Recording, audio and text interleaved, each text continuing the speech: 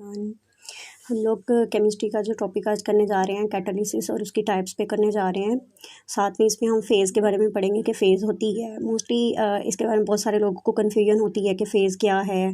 तो एक ऐसा प्रोसेस जिसमें रेट ऑफ रिएक्शन को इंक्रीज़ किया जाता है बाय एडिंग अ कैटालिस्ट। किसी भी कैटालिस्ट को ऐड करके उस रिएक्शन को, उस प्रोसेस को हम कैटालिसिस का नाम दे देते हैं।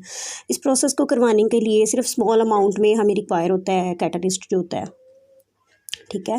कैटालिस्ट की एक छोटी सी अमाउंट से ही हम रिएक्शन जो होता है उसको अल्टर कर लेते हैं। रेट ऑफ रिएक्शन को इसमें जस्ट चेंज करना है, रिएक्शन चेंज नहीं होगा, रेट ऑफ रिएक्शन चेंज होता है। इसकी डेफिनेशन में भी टाइप्स ऑफ कैटालिसिस की बात कर लेते हैं। तो कैटालिसिस को हम 2 पार्ट्स में डिवाइड करते हैं on the basis of phases. Homogeneous catalysis, heterogeneous catalysis. Homogeneous catalysis में मोस्टली अगर हम एग्जांपल लें, जैसे मिसाल के तौर पे बाइसल्फेट जो होते हैं और आयोडाइड आयंस जो नेगेटिवली चार्ज आयंस की फॉर्म में होते हैं, इनका रिएक्शन करवाया जाता है इस प्रोसेस में। और इसमें जो कैटालिस्ट यूज़ करते हैं होमो कैटालिस्ट, उसमें हम आयरन 2, आयरन 3 जो है फेरस या फेरिक जो है उसके ऑक्साइड्स भी यूज़ कर सकते हैं। और हेटेरोजीनियस कैटालिसिस की अगर हम बात करते हैं तो इसकी बेस्ट एग्जांपल है एसिमेट्रिक हाइड्रोजनेशन। इसमें हम निकल को एज अ कैटलिस्ट यूज़ कर लेते हैं, प्लैटिनम को, या इनसे बहुत सारे बने हुए जो ट्रांजिशन मेटल्स हैं इनके हम ऑक्साइड्स वगैरह को भी यूज़ कर लेते हैं, सॉल्ट्स वगैरह को यूज़ कर लेते हैं। अगर हम इनकी डिटेल थोड़ी सी देखते हैं, होमोजीनियस कैटालिसिस का क्या काम है और हेटेरोजीनियस कैटालिसिस का क्या काम है। तो होमोजीनियस कैटालिसिस ऐसी कैटालिसिस होती है जिसमें जो रिएक्टेंट और प्रोडक्ट्स होती हैं ना, ये सेम फेज़ में होती हैं कैटालिस्ट के, same phase in with catalyst. इसी वजह से इस कैटालिस्ट को होमो कैटालिस्ट का नाम दे देते हैं। ये जो होमोजीनियस कैटालिसिस होती है मोस्टली गैसेस और लिक्विड्स में मतलब ये प्रोसीड ऑन करती है। हेटेरोजीनियस कैटालिसिस की अगर हम बात करें तो हेटेरोजीनियस कैटालिसिस ऐसी कैटालिसिस होती है जिसमें रिएक्टेंट और जो प्रोडक्ट्स होते हैं ये सेम फेज़ में नहीं होते कैटालिस्ट के, ठीक है।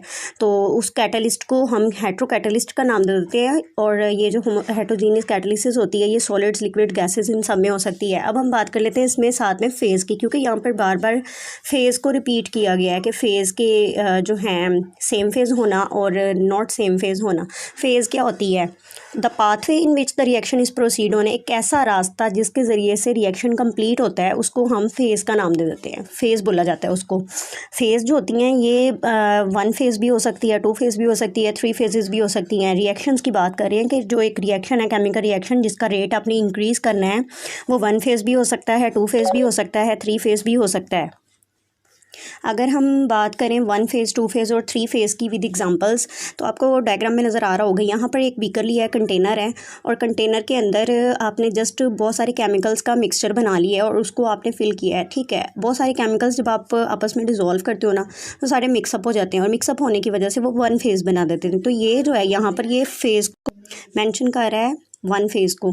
और अगर हम बात कर लेते हैं इसकी, कंटेनर है उसमें लिक्विड फिल किया होगा, लिक्विड के साथ आप एक सॉलिड को ले रहे हो। यहाँ पर सॉलिड की 1 फेज़ एक ये है, एक लिक्विड जो है एज अ फेज़ वर्क कर रहा है यहाँ पर, ठीक है। लिक्विड और सॉलिड्स चूँकि इनकी नेचर डिफरेंट है एक दूसरे से, ठीक है, क्योंकि ये जो है मैटर की स्टेट्स है ना, लिक्विड, सॉलिड और गैसेज, तो चूँकि ये सेम स्टेट्स के भी नहीं है, डिफरेंट स्टेट्स ऑफ मैटर हैं। और दूसरा एक ये अपनी फेज़ अलग बना रही है, अपनी फेज़ अलग बना रहा है, ये कैटालिस्ट के साथ सेम फेज़ नहीं हो सकते। तो इस तरह से ये 2 फेजेस बन रही हैं। इसके बाद हम 3 फेजेस की बात कर लेते हैं। तो 3 फेजेस में अगर हम कंटेनर के अंदर सॉलिड डाल रहे हैं, साथ में हमने लिक्विड भी डाल दिया, और साथ में हम इसके इंग्रेडिएंट एक और यूज़ कर रहे हैं, ऑयल को। तो चूंकि हमने 3 फेजेस यूज़ कर लिए हैं जो एक दूसरे के साथ मिक्सअप नहीं हो सकती। नंबर 1, ऑयल एक 1 फेज़ अपनी बनाएगा, वाटर अपनी फेज़ बना लेगा, और कोल जो है ये अपनी एक फेज़ बना लेगा। ये तीनों अलग अलग एक फेज़ का काम कर रहे हैं, ठीक है। ये 3 फेजेस बन रही हैं इस तरह से। और अगर हम इसी की एग्जाम्पल को इन्हांस थोड़ा सा कर लेते हैं कि एक कंटेनर है, उसके अंदर जस्ट लिक्विड है और ऊपर से हवा का प्रेशर जो है वो एयर कॉलम के ज़रिए आपको नज़र आ रहा होगा, वो बना हुआ है। तो लिक्विड के ऊपर जो एयर प्रेशर जो ऊपर से लग रहा है लिक्विड के ऊपर, और जिस कंटेनर के अंदर है, ये कंटेनर जो है ये खुद भी एक फ़ेज़ है। जो ऊपर से एयर प्रेशर आ रहा है एयर कॉलम का, वो भी खुद एक फ़ेज़ के तौर पे काम कर रहा है, और जो अंदर लिक्विड मौजूद है वो भी एक फ़ेज़ है। और इसी तरह से inside the container there are also 3 phases. जो कंटेनर खुद था, एयर कॉलम और वाटर इनसाइड। अब हम बात कर लेते हैं कि फेजेस क्यों इंपॉर्टेंट है इन कैटालिसिस।